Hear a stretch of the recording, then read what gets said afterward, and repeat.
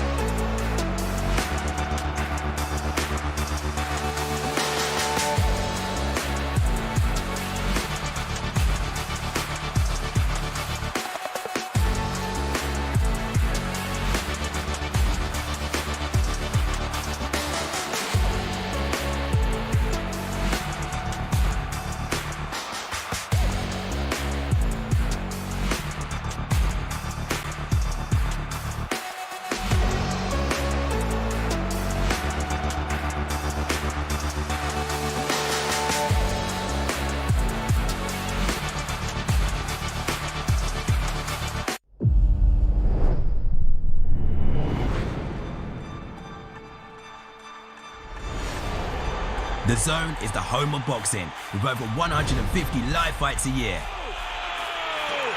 It's over!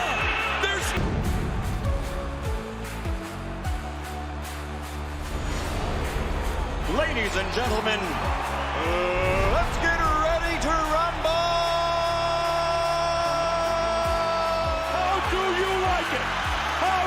broken.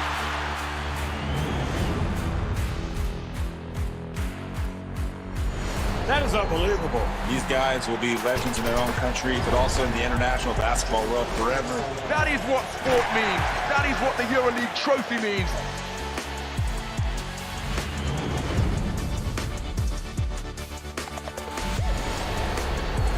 Are you not entertained?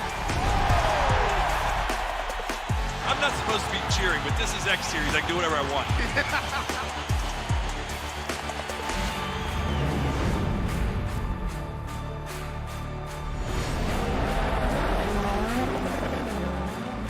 Everything is difficult in this life, so still you need to be on it.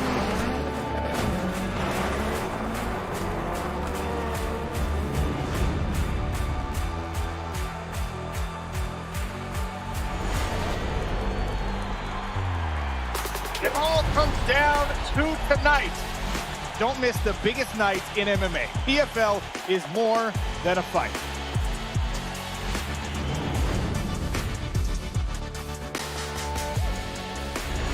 Catching up on any NFL game is easier than ever before.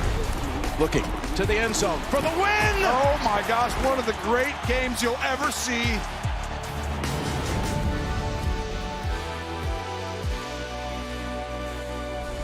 The competition is back, and the UEFA Women's Champions League looks set to be bigger and better than ever before. It's their time, a night to remember.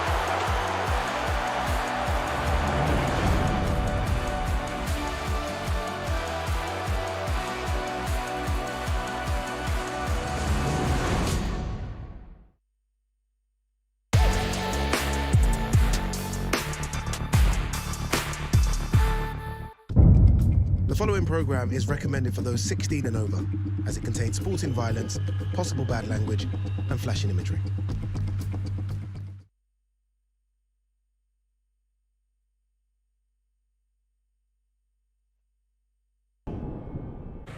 All right, you know what we're here for, right? Day 2 is media public workout. You know, Everything for you. Welcome to Riyadh, Saudi Arabia, for something very, very special. The week has already been very, very interesting. I'm going to get to that in a minute. Welcome to Barry Jones. Welcome to Darren Barker as well. Do you remember the last media workout Beterbiev did?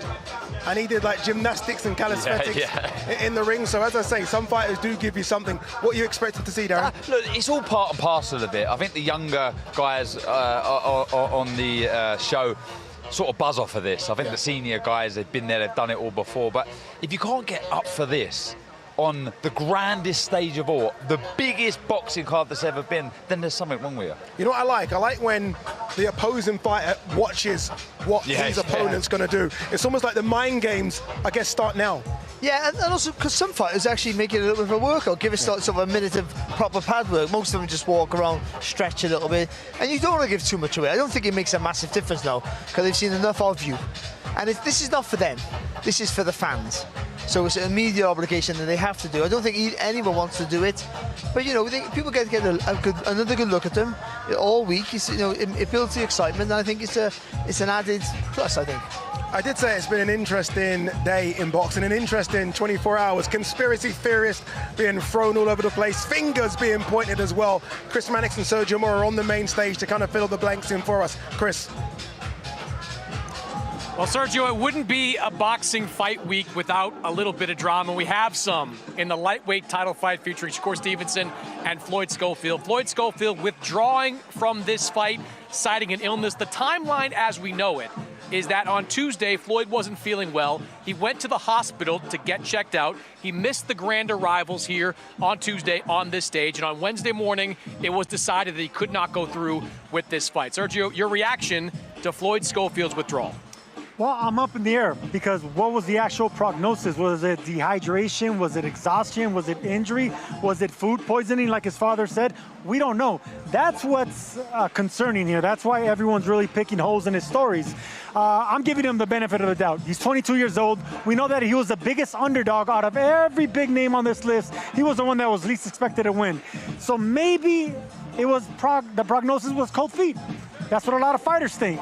We don't know. All right, so all we do know is we hope he rests up, he comes back, and he gets another opportunity because he's a young kid with a bright future. Yeah, look, if you're sick and you can't go through with the fight, that happens. I do think it's a bad look by Floyd Schofield Sr. to be throwing out all the accusations that he was throwing out over the last 24 hours with no real proof ultimately behind it. They did start to backtrack on that earlier today as well. We still will have a fight, a 135-pound title fight. Now, I can confirm that Sergio did not throw his name into the mix to be the replacement. Couldn't make it to 135, but Josh Padley can. He is getting down to 135 just a few days before this fight. He is top 15 ranked by the WBC. What do you think of Josh Padley's chances coming in on short notice? Hey, credit to Josh Padley for taking this fight. So yes, he is undefeated. He's a tricky fighter. I mean, he has good hand speed, good foot speed. He's coming off a win against a southpaw, Shakur the southpaw. That's a good look. So you could take some positives here. This is a big moment for him, a huge moment. What do you think about the adjustment that Shakur Stevenson is going to have to make? He had spent weeks preparing for Floyd Schofield. Now he gets Josh Padley. Whenever you got a great boxer like Shakur Stevenson, who's been through the Olympics, who's been through multi-divisions, beaten some of the best fighters in the world, Padley's not going to be an issue. Padley is not going to be an issue. But the problem is, adjusting. So that might take some rounds, but he's still going to get the job done. Well, we don't get Stevenson Mora. That's sad. But we do get Stevenson Padley for the 135-pound title. Guys, we'll throw it back up to you. In a world where big Riyadh season cards happen, pullouts happen, if you're a fighter, it's the idea, this is the perfect time to stay ready, don't get ready. Yeah. And I guess if you're Josh Padley, you're a guy that's always in the gym, you're staying ready, because as soon as Chris Mannix said 135 pounds, I kind of gave you guys the look like, how is he going to make 135 pounds? I almost thought this would be 140 non-title fight, 135 pounds. It's going to be difficult whatever weight he was, but not everybody walks around the stone over their weight. 12 pound over their weight, 14 pound, whatever it is. Some people do stay around that 4, 5 pound, 6 pound. So it's still going to be hard, but he can make it. We've all done it for late notice fights. Have to shift a little bit of weight, and it's difficult. But the motivation to box, arguably possibly the best lightweight on the planet, maybe certainly one of the brightest stars in world boxing, and the box here on this bill, which unrivaled, might never happen again. I wouldn't say no. I mean, I'd try and make lightweight now if I could. If you're a hardcore boxing fan, you probably know Josh Padley. If not, you would never have heard of him up until the Mark Chamberlain win. What a crazy 8 months for Josh Padley. You beat Mark Chamberlain, and now you're coming over here for the greatest fight card ever. Incredible. And look, I think all fighters out there should take note. Stay sharp, stay ready, stay in the gym, because opportunities in this day and age on these grand shows, there are opportunities, there are chances. And look, Padley's a very good fighter. It'd be one of the biggest upsets in all time. Forget British boxing history from a British fighter, but wow, he's got an opportunity, he's got a chance. Yeah, what an opportunity for Josh Padley. All right, the fighters are ready to kick this media workout off, and so is Mr. Thomas Triber behind us, looking very sharp as well. So let's throw it down to your MC. Ladies and gentlemen, welcome to the public media workout for the last crescendo, a great night of World Championship boxing to be held this Saturday from A&B Arena in Riyadh, Kingdom of Saudi Arabia. We would first like to thank the Kingdom of Saudi Arabia and the custodian of the 2 holy mosques, King Salman bin Abdulaziz Al Saud. His Royal Highness, the Crown Prince, Mohammed bin Salman. And His Excellency, Chairman of the General Entertainment Authority, Jia, Turkey, Al-Sheikh.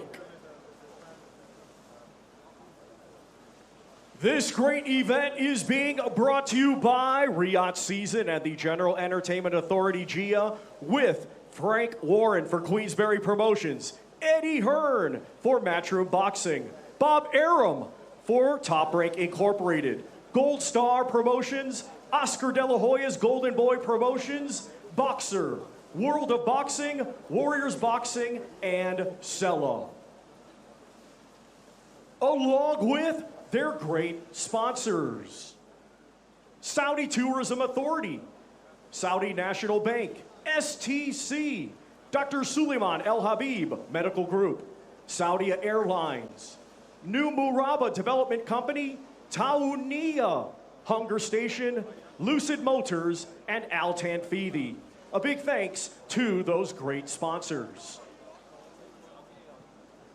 It will be shown worldwide and in the UK on DAZN, and also in the UK on TNT Sports Box Office and Sky Sports Box Office. And now, boxing fans, let's get the workouts started. Our first two fighters competing this Saturday in a scheduled 6-round super featherweight contest. First, we will welcome undefeated with 2 victories. He hails from right here, Riyadh, Kingdom of Saudi Arabia. Let's welcome mighty Mohammed Alakel.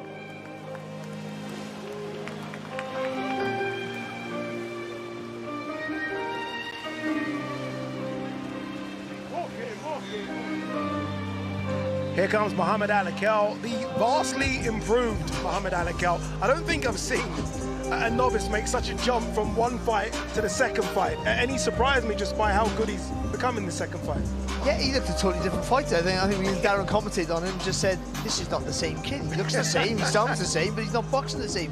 He just, when you go, like, especially when you're amateurs to pro, you're light on your feet, you've got to settle down a little bit, but he dramatically settled down. There was more weight in his punches, he had more time to do his work, Darren, and he looked a new fighter. Do you know what it was like? It was almost like the first fight, he would have been nervous and anxious, etc. And after that fight was finished, it was as if he said, well, that wasn't too bad. I look forward to doing that again. And he's gone in there with, I don't know, just an air of confidence that it wasn't alien anymore. And the way he just grabbed the fight by the scruff of the neck, got behind the jab, worked behind beautiful, crisp, sharp combinations against an opponent, Ade, who you were screaming and shouting about, like Joshua Ocampo. No, I wasn't. I don't remember. It was such a long time ago. I can't remember. You were saying how good he looked and he spoke well. But this man didn't give him a chance. He dropped Ocampo. He looked vicious. He looked spiteful. And, you know, if that's a platform to build up of with these big shows, I mean, look, it's very exciting for Joe Gallagher and the team. Yeah, no, but Dan, I think you're right, really. The Ocampo was the sort of fighter that now sometimes has ambition now and again, and this is the perfect opportunity for him to try and be impressive. But Alakel put him in his place very early and dominated. Tasha Jonas there on the apron as well. Big fight for Tasha coming up.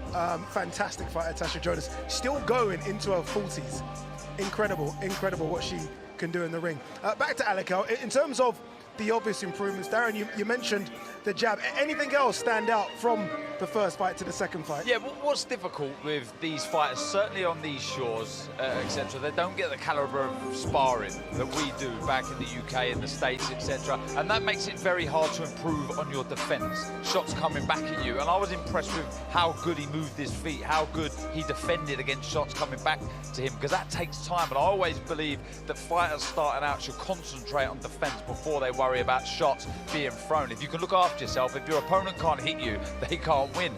You know what I really like, Barry? Joe's not really saying much. It's almost like the student knows exactly what the master wants, and Joe's just kind of a watch him brief here, which I really like. See, I think what Joe told him from the first to the second fight was pretty much, you got fast hands, you got fast feet, you don't have to rush it, you got plenty of time. When you got fast hands, you think you want to show people how fast you are, you have natural speed, enjoy it, and I think he improves.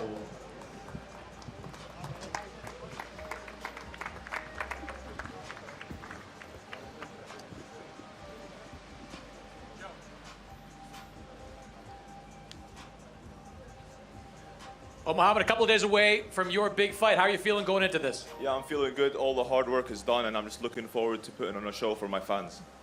Joe, you're here training Mohammed. I know just recently you revealed your cancer diagnosis. A lot of people certainly concerned about your welfare. How are you feeling?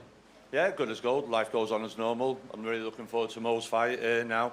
His third fight on the big stage. Huge thanks to Turk, Spencer, James, everyone at Gold Star Promotions for getting him on it. And I really do feel we have a talent and possibly Saudi's first world champion in another 8-10 fights. So you've seen a lot of good fighters. What do you like about this young man? His dedication, his application, he's willing to learn. We've had Roberto Duran in the gym for the last 2 weeks, giving him advice, and Mo's been like a sponge. He's absolutely soaked it all in, and how can you not with a pound-for-pound legend like Roberto Duran? So Team Duran are here. They'll be with us in the gym tomorrow, and we look forward to another good performance Saturday night. Mohammed, that's a lot of good minds you've got in the gym around you. What have you learned from Joe and from Roberto Duran? Yeah, I've learned a lot, good experience, and yeah, I'm very happy and thankful. Good luck on Saturday, and Joe, we're all certainly rooting for you. Yeah, no problem. Life goes on, and we'll just make the best of what it is. Thank you very much. You got it. Cheers, thank you.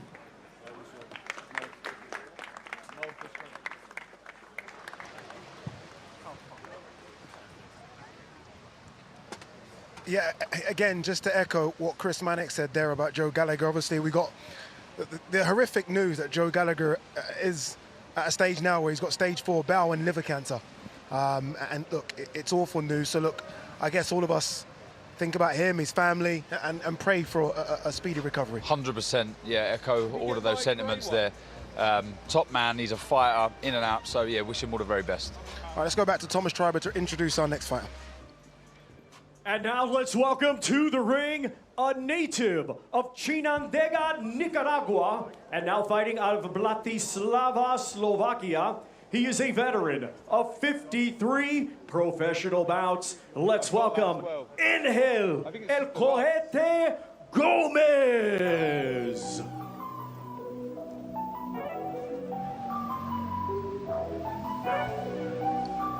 Engel Gomez. Look, 53 fights is 53 fights. Yes, there are a bunch of defeats there, but 53 fights means you're very experienced, you know how to survive, and he does that. Of the 42 defeats, I mean, only 8 have been by knockout. And only 2 stoppages in his last 20 fights, so he knows... I love how we're finding things here. Yeah, look, he knows how to survive. Me and Barry know, you know yourself, Barry, these type of opponents are here to serve a purpose. They're here to help the development of these young fighters to progress and learn and keep understanding the trade of boxing. But look, this man will do what he can, you know. Look, can you imagine if he was to get stuck in and try and fight? Because as I said with young Muhammad Alakel, these guys know how to look after themselves, but they don't often let their shots go because they understand their role in boxing, but they know how to fight, are they? So if he all of a sudden thinks, you know what, I'm going to have a go here, it's a massive card. I always think that, like, with your journeyman, look, they know, you're right, they do know how to fight, and sometimes you watch a journeyman just decide, you know what, let's have it. Well, that's why you got carried away with Joshua Ocampo. I tell you what, stop reminding me. I tell you what journeymen used to do is they play their part, but if you weren't very good and just being protected, then they would go, they had some professional pride, and then they put it on you a little bit. But I think it's the climate has changed now. He's here, as Jan said, part of his development. We just know, and if he comes out for go, it helps Alakel because then maybe he gets a stoppage. He can put his work together well. If he covers up and goes into his shell, then Alakel's got to show something different. He's got to be a bit more forceful. So he's got to try and open that defence. And again, whatever it is, it's all learning development. Just having, if you can, when the coach is telling you in the corner, go at the next round, do what he's saying. I know that's unique to only to boxing because any other sport, everything's competitive from the offset. Because it's such an intense sport with a short career, you have to have these development fights to make it to a championship level. It's so interesting watching journeyman and the profession just of a journeyman because you're watching him here and you can see all the attributes of a good fighter. Like you're watching his feet, you're watching his hand speed, but it's interesting how it just switches over to, okay, we know exactly the role that we play. Yeah, because as you say, thank you very much to Engel El Cohete Gomez. He won his first few fights. You know, he starts out with ambition, and I think he's found that actually, you know, I'm earning more money fighting regularly, and yeah. You know, as we've said, serves his purpose, serves his role very, very well.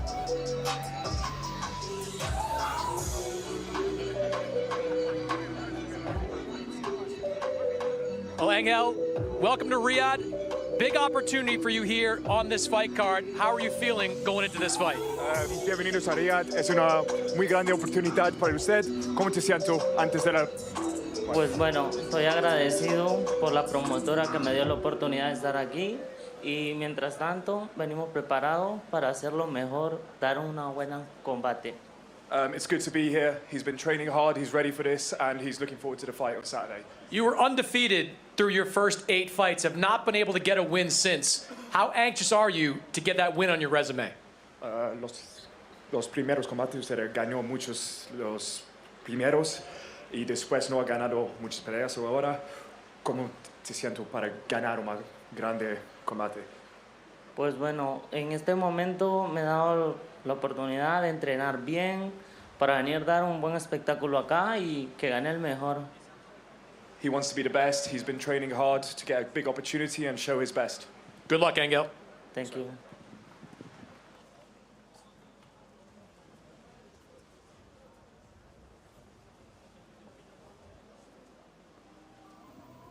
Our next fighter competing this Saturday in a scheduled 6-round welterweight contest. He is undefeated with 6 wins, 1 draw, 1 win coming by way of knockout. He hails from right here, Riyadh, Kingdom of Saudi Arabia. Let's welcome Ziyad Almaayouf.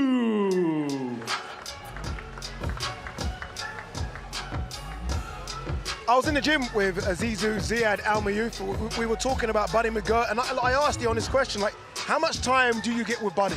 Because the camp full of champions, full of more elite fighters, and he said a lot of time.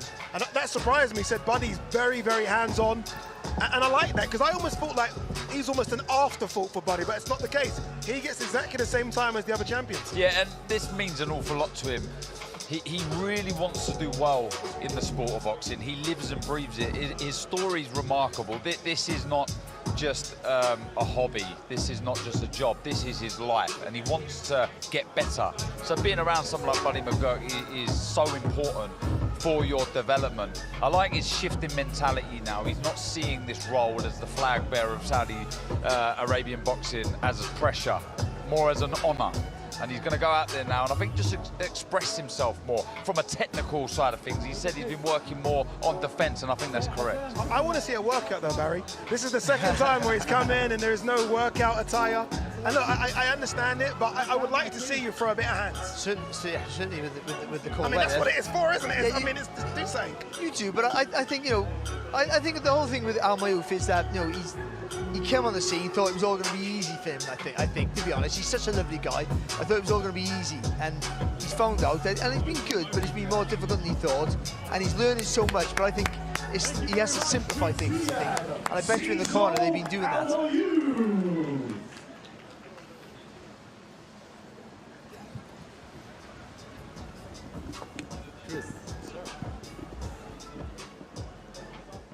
Well, Zizo, I know you were disappointed with the draw last time out. What have you been working on during this last camp? Was disappointed.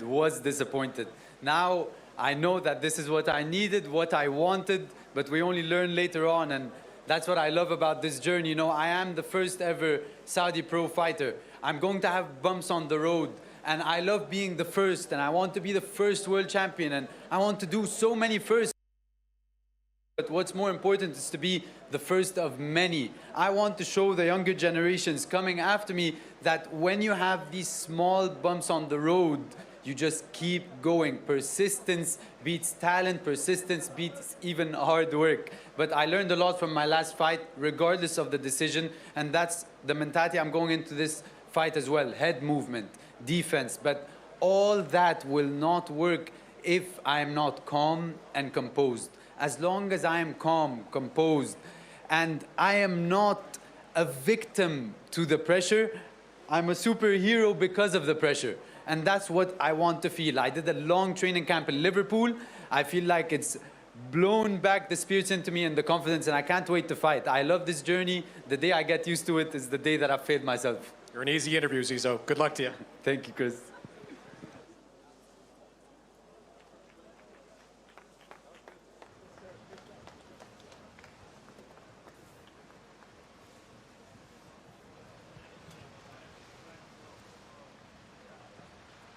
Our next 2 fighters competing this Saturday in a scheduled 12-round contest. It will be for the WBO Interim Light Heavyweight Championship of the World. Let's first welcome the challenger from Liverpool, England. He brings a professional record consisting of 30 wins, 2 defeats, 22 of those 30 wins coming by way of knockout. He is the former Ring Magazine champion and former WBA super middleweight champion of the world, Callum Mundo Smith.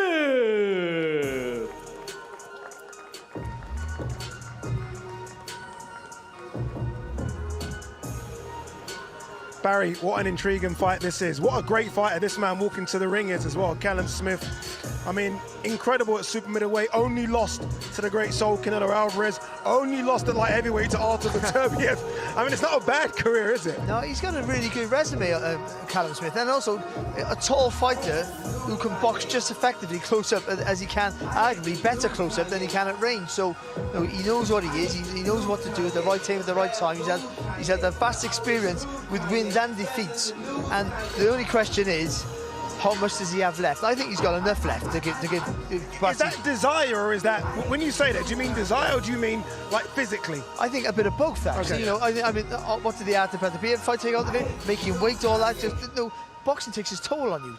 And even the business side can wear you down a bit. And you stay in for the money sometimes. I'm not saying that's his case, but that could be the possibility as you get later on in your career. But I think he has ambitions to be a 2-weight world champion. I think he sees this now as the best chance of ever. He's going to do it. So this could easily be elevated to a full world title. And if he can get over the line against a Buatsi who's been hot and cold, then this would be the chance for him to do it. What an intriguing fight, Darren, isn't it? Brilliant. I mean, again, for what is the real main card opener, it's a fight that would do the M&S Bank Arena. It's a fight that could do the O2 Arena. It's such a massive fight. Thank you very much to Callum. Brilliant fight, really is. What Barry said there, when you talk about desire to do it, I think his desire is purely because he wants to do it. He doesn't have to do it. He's got all the money in the world, money he can't spend. He's got the belts back home in his trophy cabinet, so he's doing it because he wants to, and that makes you a dangerous fighter, in my opinion. Who is the favourite here? I know I like to put you guys on the spot, but we say the card's 50-50-50, and that's not really how it is. I mean, is it Buatsi a 60-40, maybe just? Yeah, it's Buatsi on form, I would say. You have to say Joshua Buatsi. Well, Callum, just days away from your return to the ring against Joshua Buatsi. You contemplated retirement for a couple of days after the Artur Beterbiev fight. What made you make the decision to keep pushing forward?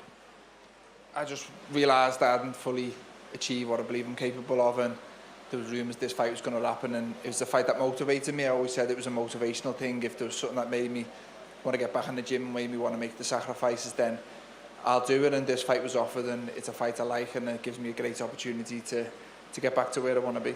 What made, you said you learned a lot from that fight against Artur Beterbiev. What are some of the things you took away from it that you think make you a better fighter? It just highlights areas what you need to improve, and losing definitely does that more so than winning. It's easy to paper over cracks when you're still winning and think you're doing everything correct, whereas losing, say, magnifies those areas, and if you don't go away and work on those, then it's pointless being in this sport. You've always got to evolve as a fighter and always got to aim to improve, and I'm a bit of a perfectionist, so I'm constantly always trying to improve and better my game, and hopefully we'll see some of those improvements this weekend. Good luck, Callum. Thank you very much.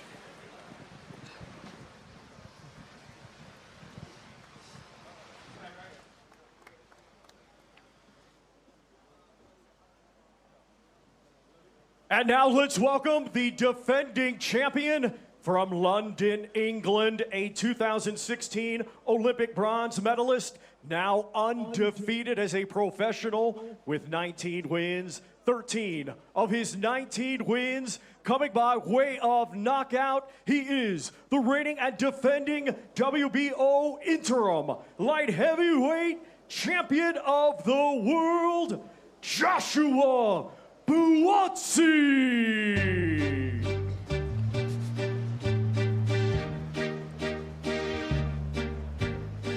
Okay, here comes Joshua Buatsi, the unbeaten Joshua Buatsi, who last time on a Riyadh season card beat Willie Hutchinson, a very, very tough fight. Overcome that. Now it's Callum Smith. Callum Smith's going to join us in the studio as well. Come in, Callum. Okay. Here comes Callum. Callum, this is, I mean, you've done big cards before, you've done big events. This is interesting, isn't it? Yeah, it's huge, it's massive, it's a pleasure to be a part of it, and I think you'll see it now, each fighter only probably gets bigger and bigger as the bill goes on. So yeah, it's an honour to be here, and I'm trying to soak it in and enjoy it more than I usually do. So many big domestic 175-pound fights. No one ever really put you and Buatsi together though, it was others. Where's this come from? Did you kind of put your hand up for it? Was just an offer that came across the table? No, it was just, I heard a few whispers and rumours that potentially they wanted this fight on this bill, and he told me the bill, and to be honest with you, I thought it was too good to be true, and then it has it. The bill I was told months beforehand is basically the bill that's happening, and it's a fight that motivates me. It's a fight that I like, and it's a fight that gives me a great opportunity to get back to where I want to be. Callum, boxing ability aside, what you do have in this fight in abundance is experience. 32 fights behind you. How do you get that into play Saturday night? I've just got to use it. Yourself, 12 rounds is a long fight, and the fight can swap and change as things are going on. You've got to adjust and sometimes maybe change tactics midway through a fight, and I think that comes with experience, knowing when to put your foot on the gas, when to take it off and stuff like that. So yeah, you think you just gain experience over the years, and I believe I've got a lot now. Callum, the only question that people have, not about your experience, your quality of opposition and your ability to box, would be maybe the desire, because you've achieved so much. Yeah. What keeps you motivated? Just achievement. I want to be a 2-weight world champion, and I believe I'm really close to achieving it, and I believe I'm good enough to do it. If it didn't, I wouldn't be standing here. I wouldn't be making the sacrifices I make at home. So yeah, I can see where people are questioning that, but look, if I didn't believe I was good as I used to be, or I didn't believe I was good enough to go and achieve it, I genuinely wouldn't be standing here now today. So I'm confident I can do the job the weekend. Callum, let's quickly hear from your opponent, Joshua Buatsi. Well, Joshua, you're a pretty even-keeled guy, but do you start to get a little more excited as we get closer and closer to the fight? It is. I think every fighter feels the same way. Yeah, man, we're a few days away. Had an open workout here, but you've been working with Vergil Hunter as part of your training regimen. What has he brought to your game? A lot, man. As always, we can always stand up here and say so much, but it's better to demonstrate. So Saturday's a good opportunity. You had to make a sacrifice to go to the U.S. to train with Vergil. Why was it important to you to make that sacrifice? It's important. It pays off in here. The time away alone, it builds me. So when I get in the ring, I know I've paid the price. We've seen Callum in with some great fighters over the years, Canelo Alvarez, Artur Beterbiev.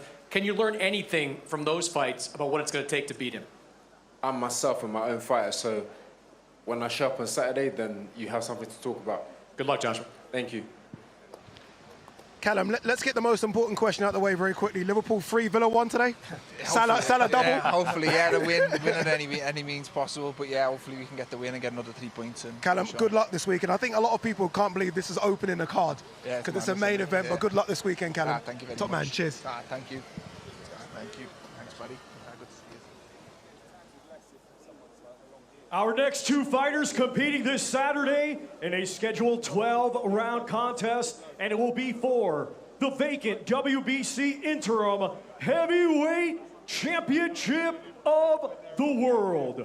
We will first welcome from Bochum, Germany, undefeated with 25 wins, 17 of those 25 wins coming by way of knockout. He is the undefeated former 2-time EBU European champion and the #1 ranked contender by the WBC. Here is Agit Kabayel.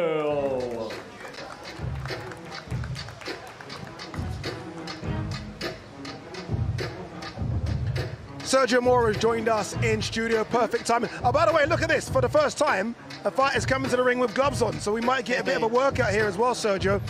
I said this the other day, I'm going to repeat myself. I think Agit Kabayel's the most underrated top heavyweight. Like, when you think of the top 6, top 7, everyone talks about the other guys apart from Kabayel.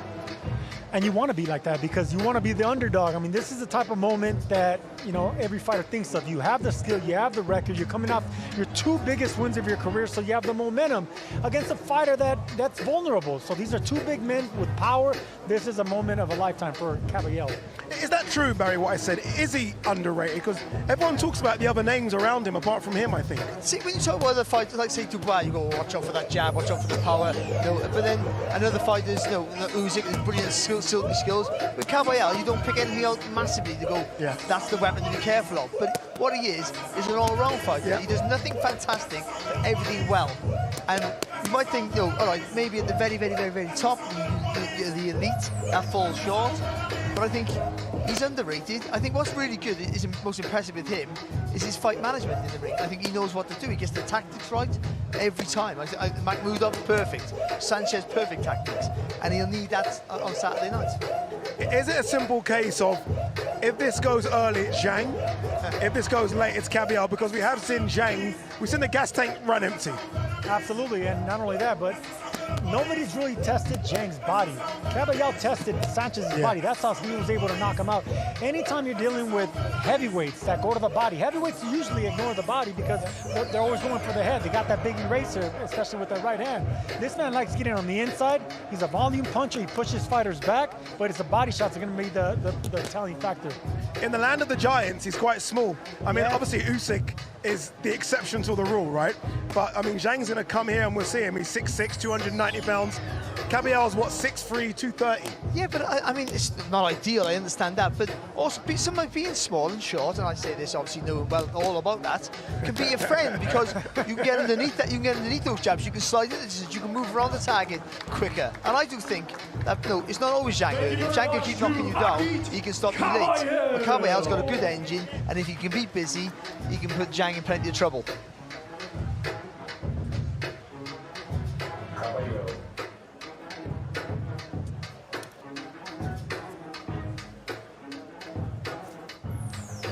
Well, Agit, we'll talk to you as you're getting your gloves taken off. The guys up there were saying that, you know, you've been pretty much one of the most underrated heavyweights over the last few years. Do you think in your last couple of fights, you're finally getting a chance to show people what you can do? Yes, of course. You know, the people say this, I know, but Saturday, another big test wait for me. I'm ready. We will see on Saturday, you know. It is a big test, no question about that. A very big man in Zhilei Zhang. You've beaten big guys before, but what's it going to take to beat this man on Saturday? We'll see, you know, I give not prediction. You know, he's a great opponent. He fight with a big name in his career. I'm respect him not. But Saturday, Chinese power fight with the Kurdish power. Last time we saw you in the ring with a 6'6" fighter, you knocked out Makhmudov. Do you think you could knock out Zhilei Zhang? Inshallah. We will see on Saturday. Good luck, Agit. Thank you.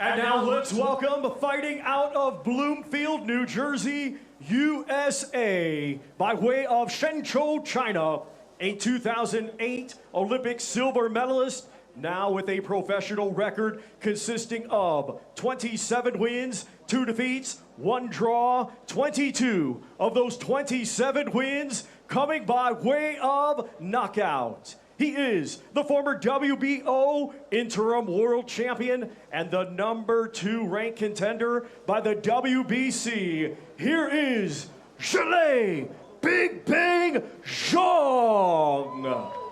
Kabayel, I'm ready. Saturday, I fight you.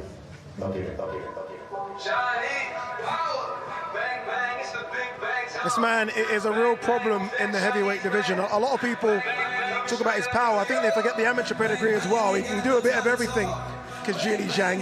Has he improved the gas tank? He looks a bit lighter, but I do wonder what you can do at 41. I think he's set in his ways now. I can't, and also, he's technically a very good fighter. I think he knows good technique, he punches correct, and his timing's very, very good, but he boxes for 20 seconds, 25 seconds max of every round.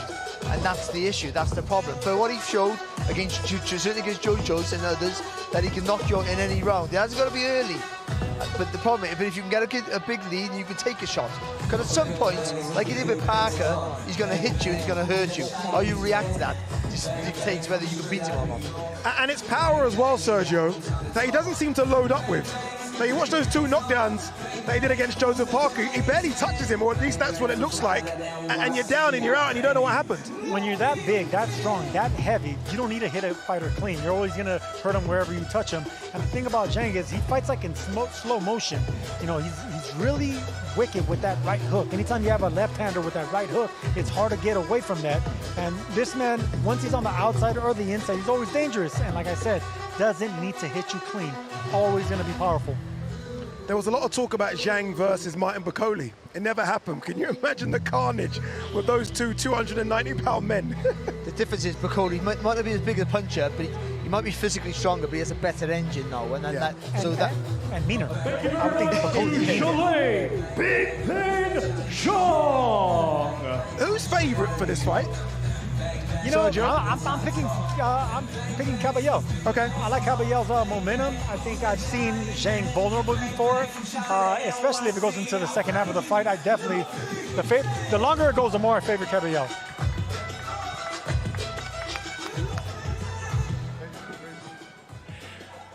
Well, Zhilei, just a few days away. By the way, still the best theme song of anyone walking out here. How are you feeling going into this fight? 这还是最好听的主题歌之一啊！你今天感觉怎么样？哎，我发现，然后给我创作了好多我的主题曲，我很喜欢。Whoever created these songs, I love you. Your relationship with your trainer, Sean George, goes back to your days in the amateur ranks. Your career as a pro has really taken off since he's become your full-time trainer. What has he brought to you? What's made a difference? 你跟老肖是从业余时期就一直到职业时期，那最近他这么几年的时间，给你带来了什么变化呢？带来很多变化，带来了现在有时候约比赛都约不上，然后很多人都避战我，然后前2天我还告诉他，我说你把我练得太强大了，然后都不愿意和我打。Well, I blame him for making me the most avoidable fighter in the division, but I love him. We saw you look kind of not so great against Joseph Parker, and you looked brilliant against Deontay Wilder. What Zhilei Zhang can we expect on Saturday? 跟帕克的这一场呢，打的可能很多人觉得不是特别好，跟维尔德打的特别好。这周6会有什么样的表现？比打维尔德更好。Way better than when I was fighting Wilder. Good luck, Zhilei. Thank you.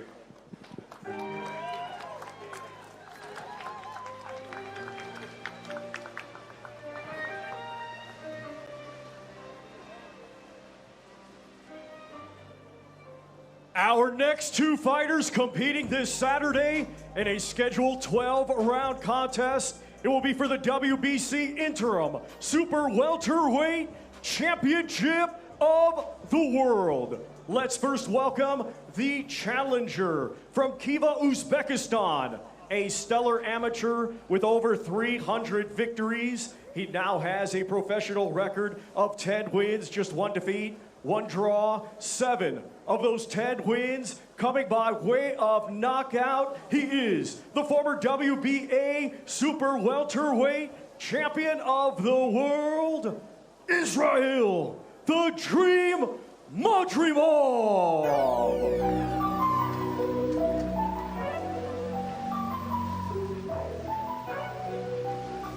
Barry, the more people I speak to during fight week, the more people are leaning to this as the fight of the night. Israil Madrimov, you heard it there, over 300 victories as an amateur.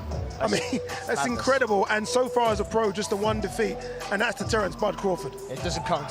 It doesn't count. Listen, he is a very technically gifted fighter who I think is developing and finding out he has a bit of power as well, more than before. But with a lot of people boxers from his region, it's the movement, the way they get that semicircle around the body, the way they dictate that, the little pivots and the twists and the turns, and they hit you from angles, you don't know where they are, you can't respond to that. He has a fighter up against him who's going to come right at him, the punch long, and that's going to be difficult for him. Not that he's going to be aggressive, the fact that he punches long, Ortiz, and so Madrimov's going to try and time that without being on the end of that power. But he has the boxing brain, the ability, I think, to adapt to that. In the gym yesterday, I saw him hitting a bit of pads, and his movement very similar the way he bounces on his toes to Bivol. It was almost, I was trying to, it's like Bivol, but also he kind of throws these weird shots like Golovkin used to do, you know, where he kind of turns his hand right at the end. I'm not trying to say he's Bivol Golovkin combined, but you can kind of see what I mean. He's got a bit of everything. We call that the corkscrew punch, where it comes over the top, on the top of the head or around the guard. You got to find a way around a boxer's glove when they have that earmuff defense. But I'll tell you one thing, Vergil Ortiz Jr. has that earmuff defense where he has his guard up. That's going to work against Ortiz because he's going to give a target to Madrimov. So not only is the footwork going to be key, the angle's going to be key, but he's going to keep hitting the gloves. Anytime Ortiz comes forward aggressive, it's going to work in the hands of Madrimov. Honestly, you just very watching much that to little Israil, minute repertoire there was good. He's brilliant, but what I would say though, Madrimov. as brilliant as he's been, I've been a massive fan. His resume is not stacked. No, you're right. He's only had 12 fights, that's why, to be fair. But I mean, and what he's done in 12 fights has been phenomenal. But I mean, he's not stacked, so he's up against a really experienced fighter in Ortiz. Well, Israil, first off, you turned 30 years old this week. Happy birthday. How do you feel in a new decade of life? Поздравляю тебя с днем рождения. Как ты чувствуешь себя с наступлением новой декады? Assalamu alaikum, everyone. Hey, I'm feeling great. You know, this month for me it's especially my birthday, my coach's birthday. You know, my brother's birthday because it's especially months and especially fight. Inshallah, I'm feeling great. You fought a very competitive fight against Terence Crawford. What did you learn from that experience? Что ты извлек из боя с Теренсом Кроуфордом? I want show inshallah on Saturday this plan. You're fighting a young, very strong fighter in Vergil Ortiz. What kind of fight are you expecting?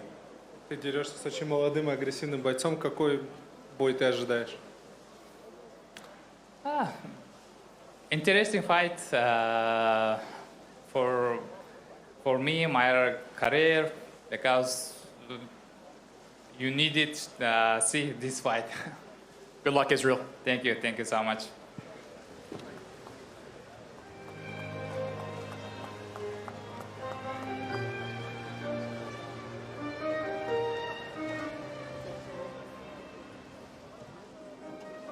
And now let's welcome the defending champion from Grand Prairie, Texas, USA. He is undefeated with 22 wins. 21 of those 22 wins coming by way of knockout. He is the reigning and defending WBC interim super welterweight champion of the world, Vergil Ortiz Jr.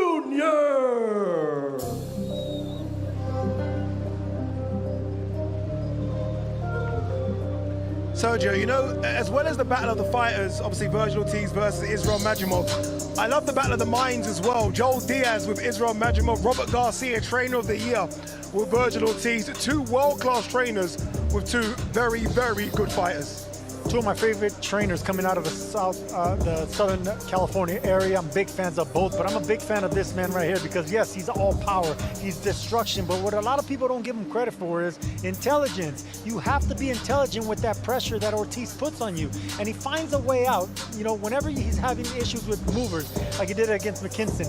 Yes, McKinson went into the second half of the fight. He figured him out. Kavalauskas, who was able to put him down, you know, was fighting at angles. He was able to find a way there. The thing about his opponent, the thing is he's going to have to face a mover and a boxer, but he'll figure it out. Vergil is that special to be able to figure out fighters like Madrimov. I'm so happy as well that we've got over the hump. Obviously, look, medical problems before, which kind of hindered his ability to fight at 147. 154 pounds is his weight class. You look at him and he's almost perfect for the weight. This is such an exciting fight, Barry. This clash of styles dictate this is going to be a really, really good fight. And also, if anyone's seen Vergil Ortiz, he'll make it a good fight. You can't escape him. So at some point, Madrimov's going to have to hold his feet and fire back just to stem the flow. Junior.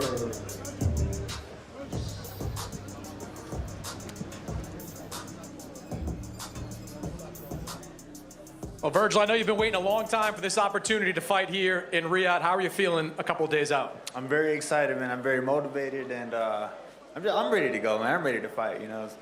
Now, there are a lot of new rules being out here. It's not the same as in the U.S., including that midweek weight check. How are you feeling physically going into this fight? I feel great. You know, it's ain't nothing but chicken wing, you know. So it's cool. You know, with Sergey Boachuk, you knew it was going to be a toe-to-toe fight from the very beginning. We've seen Madrimov fight a couple of different styles in some of his recent fights. What kind of fight are you expecting? I'm expecting a chess match, but you know, exciting at the same time. You know, it's not going to be boring. It's going to be a fun one for the fans. What do you think is the key to beating him? Just being myself. Good luck, Vergil. Thank you.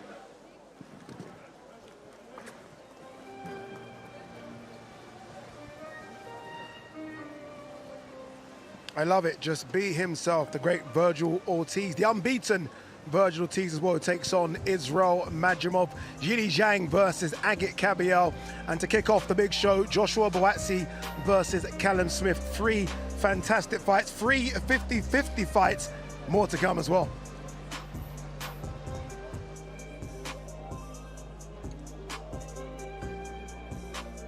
Our next 2 fighters competing this Saturday in a scheduled 12-round contest, and will be for the WBC Middleweight Championship of the World. Let's first welcome the challenger from Ilford, Essex, England. He is undefeated with 21 wins, 17 of those 21 wins coming by way of knockout. He is the undefeated former EBU European, Commonwealth, and WBC silver champion, and the #1 ranked contender by the WBC. Let's welcome Hamzah Sheeraz.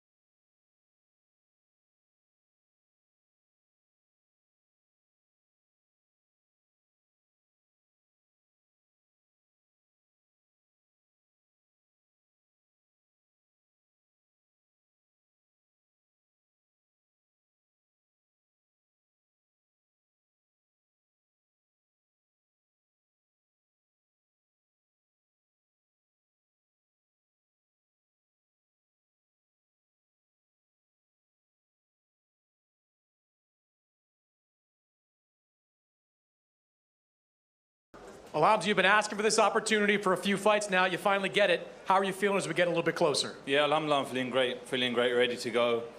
Just soaking it all in. Damas is an experienced guy in multiple weight classes. What's going to be the key for you to beating him? Just staying disciplined, listening to Ricky, like I said, doing what I do and just enjoying it as well. Not sure if you caught what he said yesterday, but he said the plan on Saturday is to decapitate you. Your thoughts? Good luck to it. Good luck to it. Good luck to you, Hamzah. Cheers, thank you.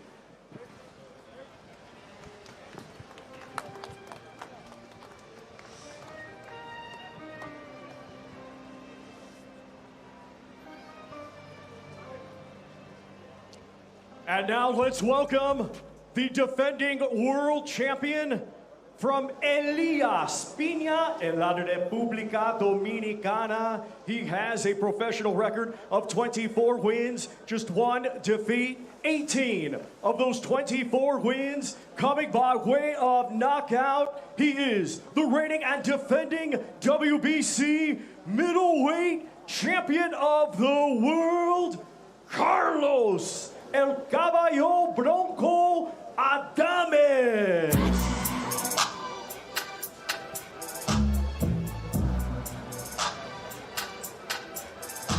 Carlos Adames, the current WBC middleweight champion, making his way to the ring. You look at a couple of those victories there. Sergei Derevenchenko, fantastic victory. J. Rock Williams, remember a champion at 154 pounds, great victory as well. This might be his biggest as he takes on Hamzah Sheeraz. Hamzah here with us in studio as well as coming into studio.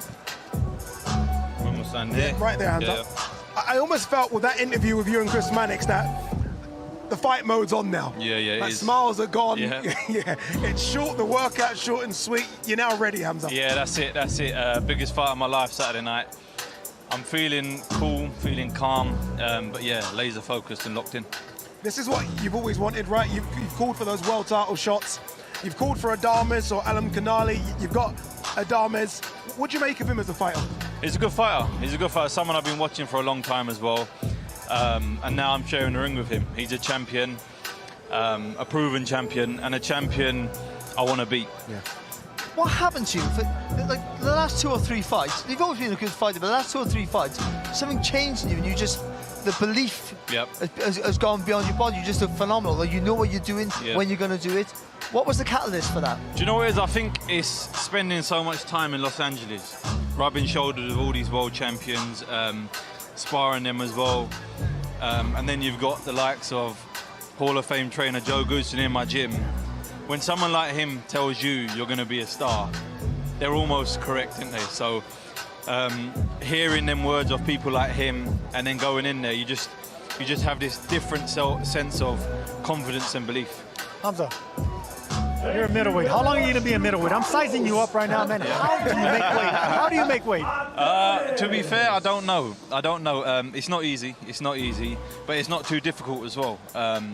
So I reckon for the next, maybe, God willing, I'll get over Saturday night, maybe 2 or 3 more fights at 160. You're an intimidating figure, my man. Well done, Hamzah. Honestly, good luck. Thank you very much. Saturday, well done. Thank you. Thank you very much. Cheers. Thank you.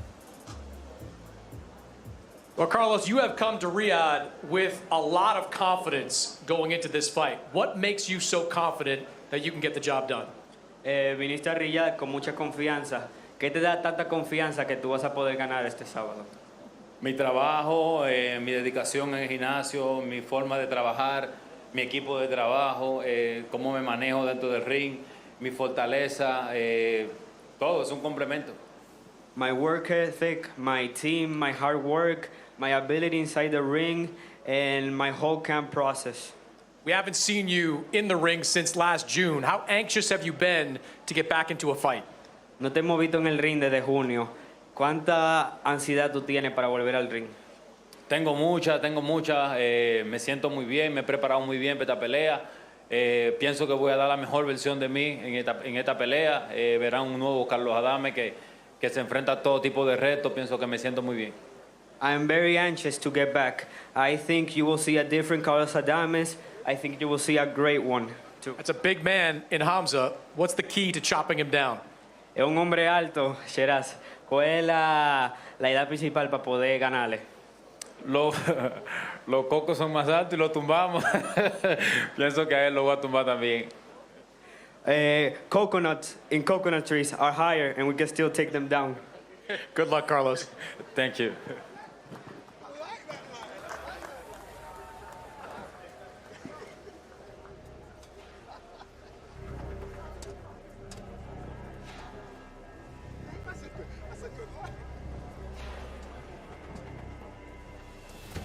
Our next fighter competing this Saturday in a scheduled 12-round contest, and it will be for the WBC Lightweight Championship of the World.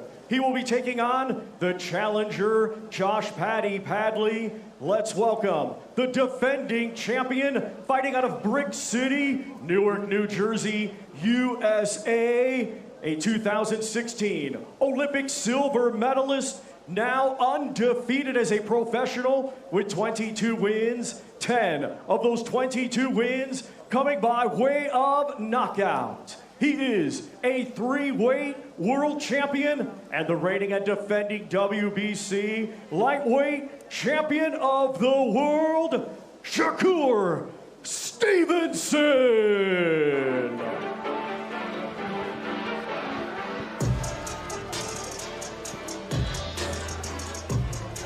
What a 24 hours for that young man there, Shakur Stevenson.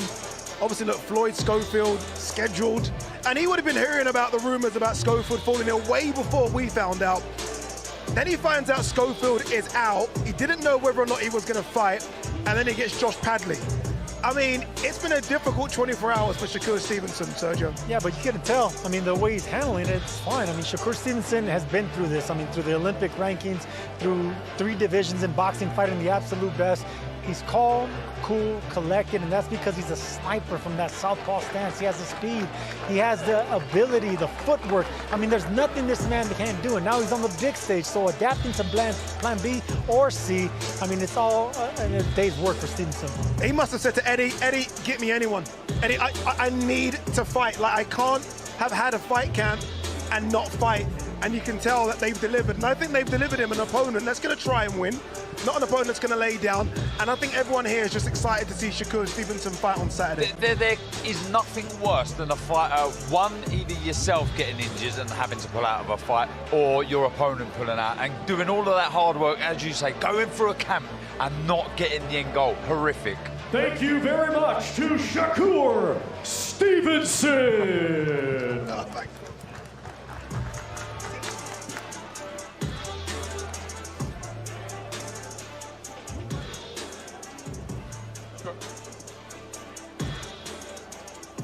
Well, Shakur, you just can't escape the drama, can you? What have the last 24 hours been like? It's been fun. I mean, I love the show. I love everything about this.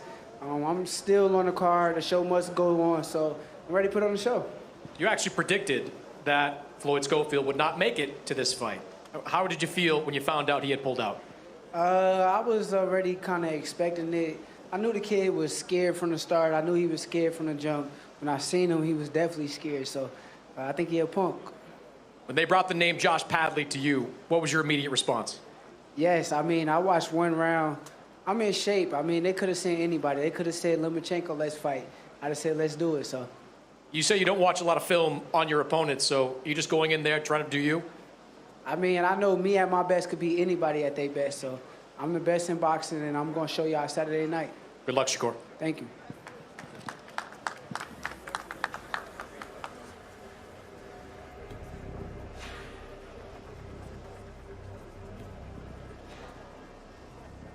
Ladies and gentlemen, our co-main event this Saturday is scheduled for 12 rounds, and it'll be for the IBF Heavyweight Championship of the World. Let's first welcome the challenger.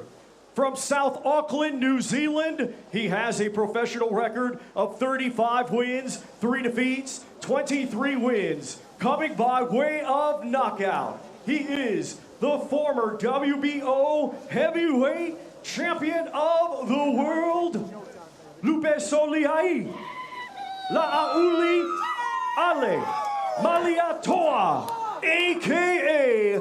Joseph Parker.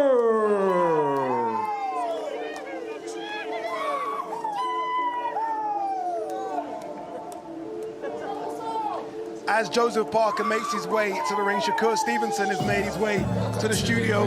Shakur, you're smiling. I don't know how you're not going crazy. The last 24 hours, for me, have been crazy. Was there any fear that you weren't going to fight on the card?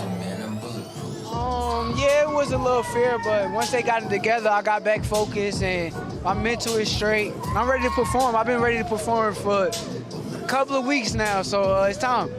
I heard you say to Chris that you already knew that there's going to be an issue with Floyd Schofield's team. What is going on there, you think, with what's happening with Floyd Schofield, senior and junior? It's hard to really tell. You know, all I know is he's a clown, his dad is a clown, and I'm not trying to entertain the circus, so I kind of leave it alone. Josh Padley now steps in. Obviously not much time at all to get to know your opponent, but what do you know about the Brit? I know me at my best is better than everybody, so I go out there and show the world who I am, they're gonna see. Do you watch him though? Will you study any tape in this short period? It ain't really no time to do that. I mean, I go out there and fill him out, and like I said, me at my best is better than everybody. Nobody can beat me, so I'm gonna show y'all. Shakur, everyone knows you as a lethal boxer, but are you going for the knockout against this kid? I try not to look out for, I don't want to look for the knockouts. I know the knockout guys don't look for the knockouts, so I'm not going to look for it, but I definitely want to put on the show. Final one, Shakur. Is the Floyd Schofield fight now done forever? Would you ever entertain it again if it came up? I mean, I gave that kid an opportunity of a lifetime, and a lot of people didn't want that fight, but I made it happen for my fan base. So since I did that, I feel like he slapped me in the face. So right now, I'm not really thinking about him. I will say this, and I think I speak for every fan around the world. We're so happy that you're fighting on Saturday. Yeah. We're Let's like, go to we work. need to see Shakur Stevenson, so we're very happy. Shakur, good luck. Get out of the cold and go and enjoy what you're going to do for the rest of the day. I am very, very happy that young man is fighting on Saturday. Yeah, I agree. He's a pound-for-pound star. He needs to be on the card. So, yeah, great job to everyone involved. Great job to Josh Padley as well, being in shape and being ready for the call. All right, let's talk about this big man in the ring, Joseph Parker, former world champion himself. Let's not forget that. Beat Andy Ruiz nearly a decade ago. He is a much better fighter than the guy that obviously fought Andy Ruiz, the guy that fought Anthony Joshua, and the guy that fought Joe Joyce. Just how good is Joseph Parker now? And the reason he's evolving into a better and better fighter the older he gets is because that man right there, Andy Lee, has been doing an amazing job with this resurrection, this resurgence of Joseph Parker, because we know that he's intelligent, he has the footwork, he has the size, but now he has the confidence, the championship confidence, and he knows how to fight big men. He's been doing it for the past 8 years. I mean, every big man in the heavyweight division, he's been in there with, and he's found a way to win, compete, or give them hell. Joseph Parker's the truth. I hear a bit of snapping those punches as well, Darren. Let me tell you about Joseph Parker. It's still unbelievable that he's only 33 years old, but there is no box that has not been ticked for him. He has experience, he has the great team around him now. He has the victories, he has the defeats, and it's what you take away from defeat. So for him, he just feels this is the perfect opportunity to be taking on Daniel Dubois. A man full of confidence. George Lockhart as well, I can see him just outside the ring. He's played a huge part in getting Joseph Parker in this great shape, this condition. This really is a fantastic fight that could top the bill anywhere in the world. You know what's interesting? Obviously, look, he's a lot heavier. I say a lot. He is a few pounds heavier than he was in his last fight. And you watch him on his feet, he still looks light on the feet as well. So they transfer the extra weight correctly. Hence why George Lockhart's come into the camp to do so. You're right, it's a main eventer anywhere in the world, and we're lucky to have that as chief support here. Yeah, we really are. It's interesting. I give hand speed to Joseph Parker, but foot speed to Daniel Dubois. So at some point there's going to be a real clash. Okay, so, then let's quickly play this game. Hand speed to Daniel Dubois. Yeah, no, to Joseph Parker. Foot speed to Dubois. Dubois' feet are very underrated. Ring intelligence. Either of you can answer. Ring very quickly. Come on, ring intelligence. I would go ring IQ Joseph Parker because of the fights he's had, the people he's been in with, and the experience that he does have. Intelligence Parker, foot speed Parker. I disagree with you. Power, Darren. very quickly. Let's do it. Come on. Power is, of course, is going to be on the other side. Yeah, I okay, agree. just testing you. Just testing you. Well, Joe, I don't think too many people here in Riyadh have been as happy as you to be here. You've been smiling all week long. How are you feeling a couple of days before this fight? You know what? I actually feel fantastic. I've done all the work, and I'm well prepared, and I just want to go in there and put on a great display. But I'm very happy, and I'm excited, but I'm saving it all for fight night. So you work in the pads there for a couple of minutes with Andy Lee. You've talked a lot about what he's meant for you and your career. What has he brought to you that's been different? It's taken me a while to understand what he's been trying to teach me, but it's come at the right time. The last few fights I've had, I've been able to show what we're working on, and I want to show it again on Saturday night. You've dealt with the power of Zhilei Zhang, of Deontay Wilder. How different do you think the power of Daniel Dubois is going to be? Listen, Daniel Dubois hits very hard. Bring it on. Good luck, Joe. Thank you.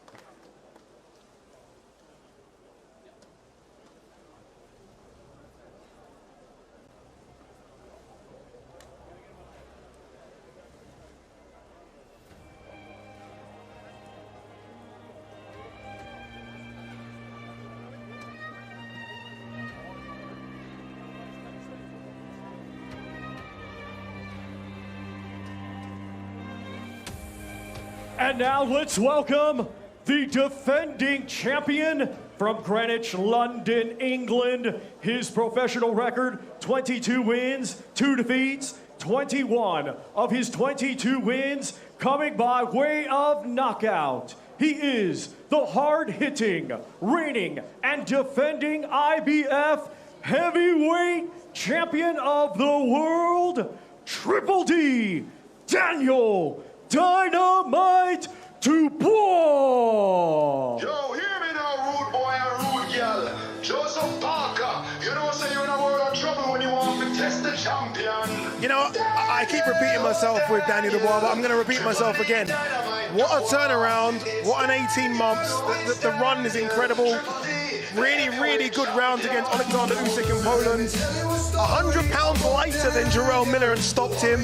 Hrgovic was unbeaten, the boogeyman stopped him. And AJ was on course for a fight with Tyson Fury, stopped him. Yeah. Insane. When you talk about the resurgence and making people believers, the most important thing here is he believes in himself now. He really does, because there would have been times there when he was in real dark places. But he's recovered, and he just shows you, you're only 1 or 2 wins away, and look at him now, he's the champion of the world. Joseph Parker is going to join us in studio now. Let's get Joseph in. Here comes the big man. Joseph, you know what? Let's all turn around and watch this. Let's do this for a few minutes. What do you make of what Daniel's doing? Light on the feet. Daniel has very good footwork. I remember listening to you commentating for a few of his fights, and he said his footwork is very good. Yeah. Like he moves away from the punches, and he closes in real fast with his foot. Very subtle how he does it, just gradually moves in and out of range. How do you combat that? How do you approach this fight? Is this about variation? I think with Daniel's variation. Yeah. I think if you stand in front of him, you're gonna get hurt. If you stand in front of him, he's gonna unload with those big bombs.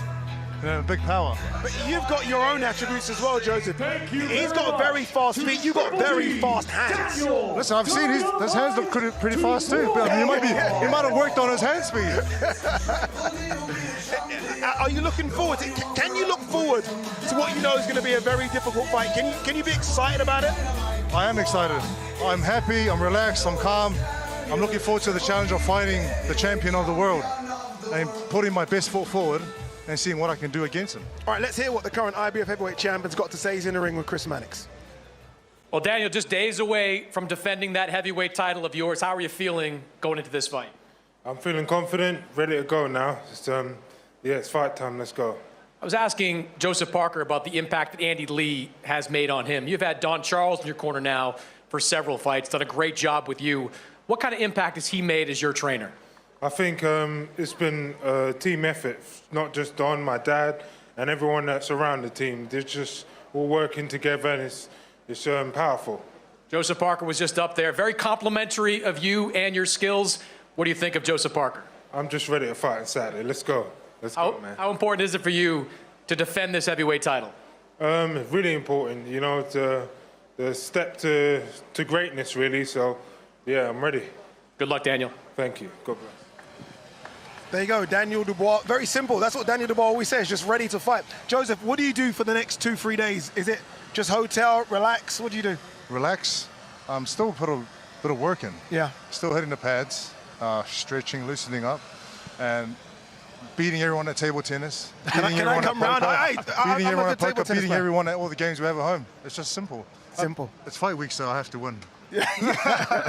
Joseph, honestly, good luck. Thank you very much. Good luck, Joseph. See you soon.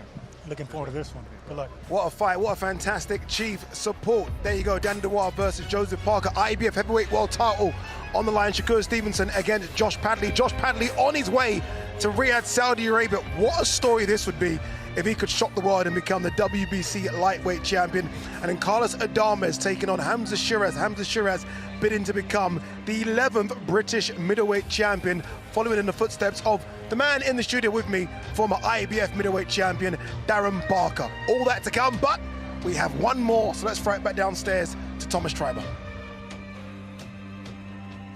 Ladies and gentlemen, our highly anticipated main event is a rematch scheduled for 12 rounds, and it will be for the undisputed light heavyweight championship of the world. Let's first welcome the challenger. His professional record, 23 wins, just 1 defeat, 12 wins coming by way of knockout. He is the former unified light heavyweight champion of the world, Dmitry Bivol.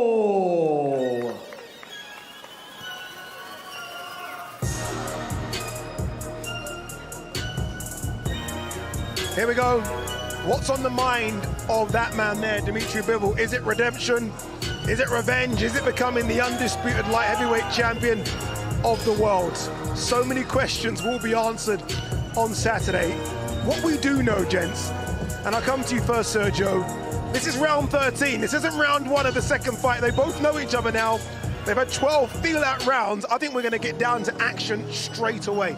There's no other way. I mean, this is a second chance, a second opportunity for a fighter, a great fighter that came up short. But he came up short not because of what he did inside the ring. It's just what the judges saw outside the ring. He started out faster, but Beterbiev closed out stronger. So if Bivol can close out stronger and do exactly what he did in the first fight, I don't see how he doesn't win this fight. Do you know what? You spoke to both guys on Monday. Yeah. And do you know the impression I got was neither were that impressed with one another. You know, for this man here, he felt that Beterbiev would punch harder than he actually did. And he was like, yeah, you know, he punched hard, but it wasn't that great. So he's going to take confidence from that. And I think Beterbiev thought that this man may be more slippery and he may not get to him, but he did get to him in the 10th, 11th, 12th round. And though he did go points for the first time, I almost got the impression he was saying he's had harder, tougher fights. That's interesting, and I don't know who that suits. It may slightly suit Beterbiev, because if this man gets a little bit, I don't know, switches off and thinks I can take the power, I can take the shots of Beterbiev, he may walk onto one, he may get a little vulnerable and, I don't know, a little carried away. I can't see it because this man's ring IQ is second to none. It's exceptional. You said it there, round 13, this is going to be another blockbuster. You know, I would pay to go into both of their training camps to see how they train. So unique, so different. Both of them come from that old school Soviet Union style of training, but you watch them and you wouldn't know they've come from the same amateur setup because they box so differently. Bivol a mover, and we're seeing bits of it here. He likes to move, always on the balls, or isn't he, on toes of his feet. He's a fantastic fighter, Sergio. You know, the Russian school of boxing, just like the Cuban school of boxing, is some of the best, right? But the thing about the Russian school of boxing, Beterbiev comes from power, from aggression, from coming forward, looking for the knockout. He comes from the chess playing side of Russian, you know, cerebral, using the ring, boxing around, using his jab. Two complete schools of Russian boxing, but the absolute best. Dmitry Bivol! What we just see there was poetry in motion.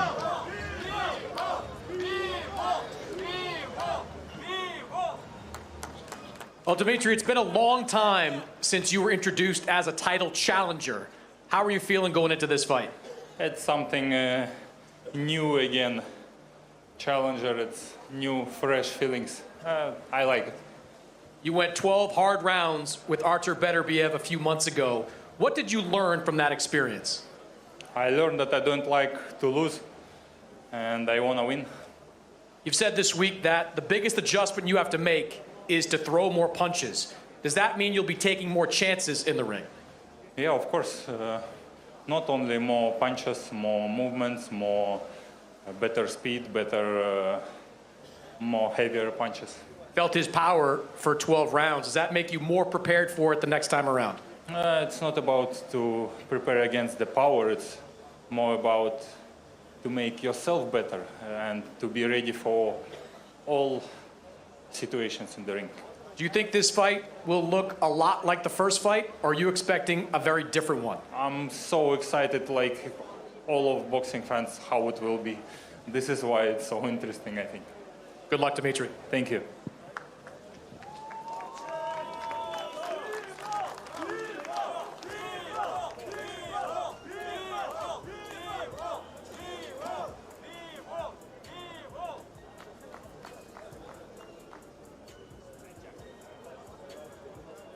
And now let's welcome the defending champion. He is a two-time Olympian, now undefeated as a professional with 21 wins. 20 of his 21 wins coming by way of knockout. He is the hard-hitting Ring Magazine champion and the reigning and defending undisputed light heavyweight champion of the world, Artur Beterbiev.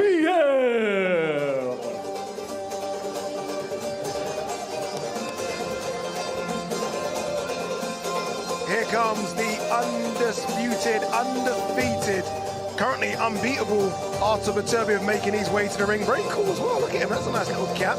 As he makes his way to the ring, the great Dmitry Bivol joins us in studio. Dmitry, how are you? Good. Feeling good?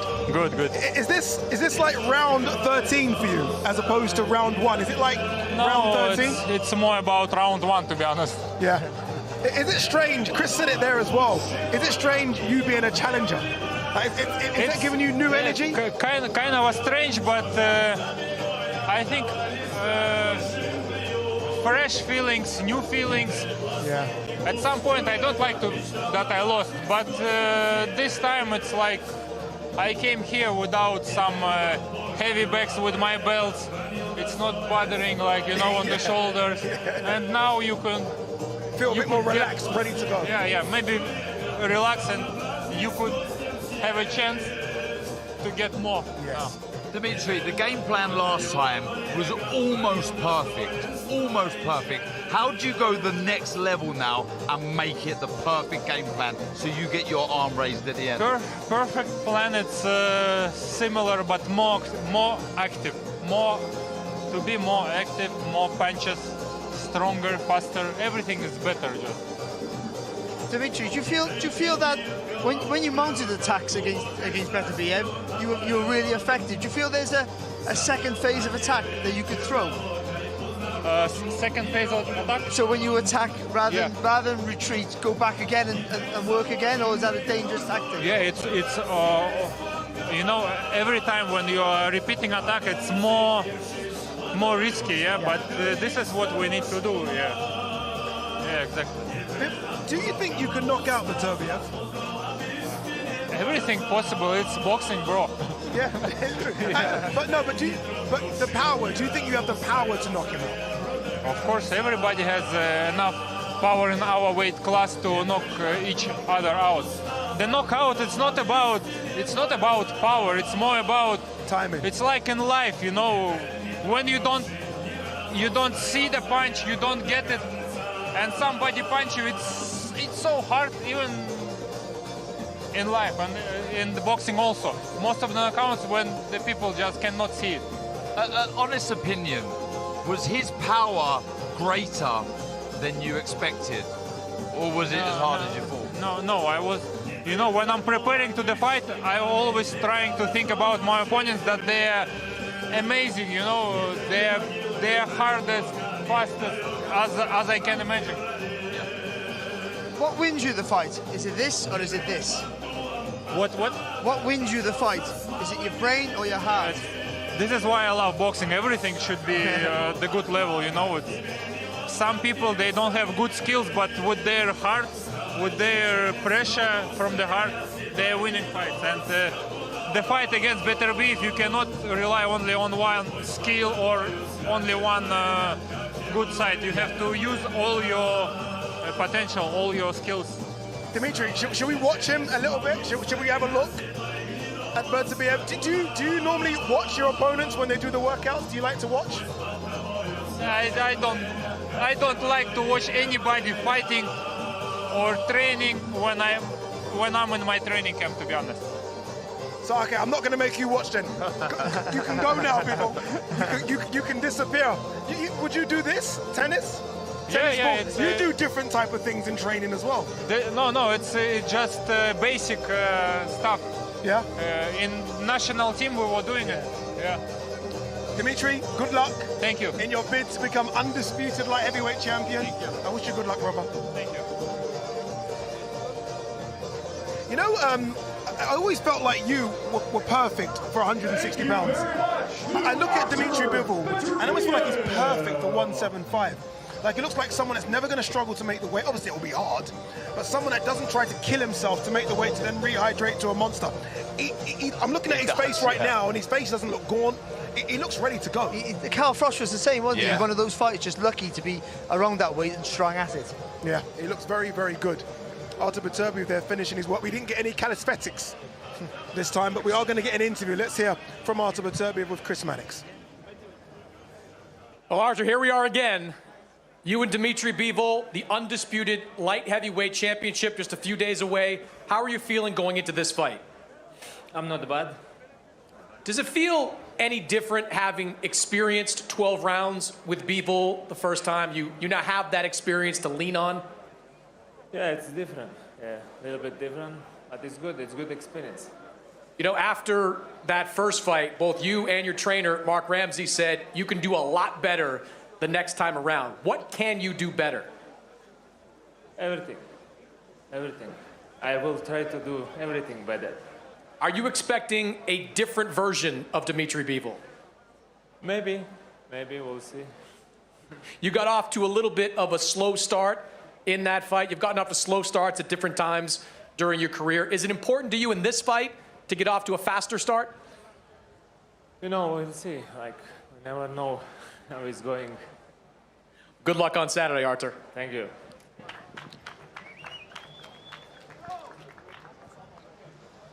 That's why Chris Mannix is the best in the business, because I mean you got to think in your toes when you're interviewing Artur Beterbiev, because he doesn't give you much, but what he does give you is a fighter that comes to take your head off, and he's going to try and do that to Dmitry Bivol on Saturday. Saturday coming your way. Remember, buy it now at DAZN.com. Artur Beterbiev versus Dmitry Bivol 2 for all the marbles at 175 pounds. Only one place to watch it, and that is the home of boxing, DAZN. Undisputed global home of boxing is on DAZN, where the greatest fighters in the world and the best promoters in the game come together. We got a fight tomorrow, man! For boxing in 2025, that means more. What does the future look like? More fights, more knockouts, more shocks, more shakeups. The fight itself was just phenomenal. With big fights every month and over 150 a year, imagine what matchups could happen next. There will be more contenders at all the weights, for all the belts, from rising stars to superstars. Are you not entertained? At venues all over the planet, with unbeatable broadcast talent. Hello, people. Good to have you with us this evening. Experts, analysis, champions, legends. It's that first punch that lands dictates who's gonna win. Nobody brings you closer to the action, anywhere, on any device. It doesn't get any better than this. Because if the fight is on, it's on DAZN, the global home of boxing. There you go, day 2 wrapped. We've seen all the fighters. Some of them have joined us in the studio as well. It's good to see Hamzah Sheeraz, obviously big opportunity for him. Great to see Dmitry Bivol, looks fantastic. What did you make of what we just saw? I'm just so excited. You see me smiling on camera there. I'm just ready to go now. And by the looks of all the fighters there, so are they. You know, we said it's a formality, but I see a real buzz. I see a real aura. I see the sense of fighters that feel very honored to be in the ring there and be a part of this event. And I've no doubt that all of these fights are going to catch fire at some point. We didn't see many fighters throw hands there. I mean, not many hit the pads, but one that we did see was Joseph Parker. And he looked really sharp, and he looked light on his feet as well.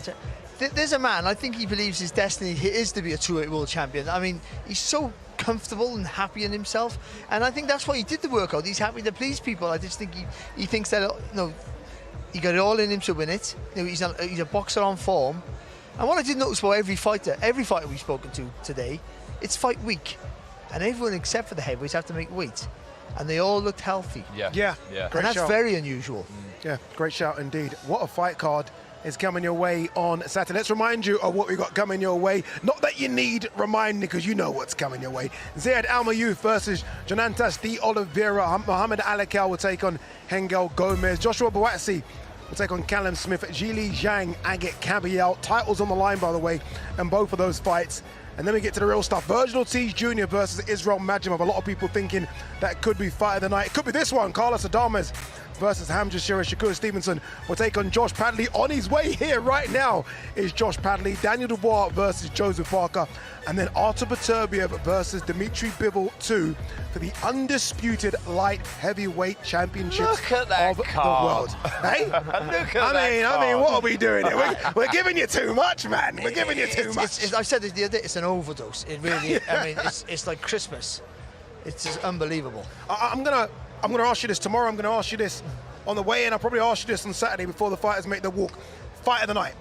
Which one do you think will deliver as fight of the night? Well, I'm going Chief Support. Chief I think the two heavyweights, there's so much on the line. Two fighters that truly believe in themselves, and I think it's just going to lock. They're going to lock horns straight away, and it's going to be bombs away.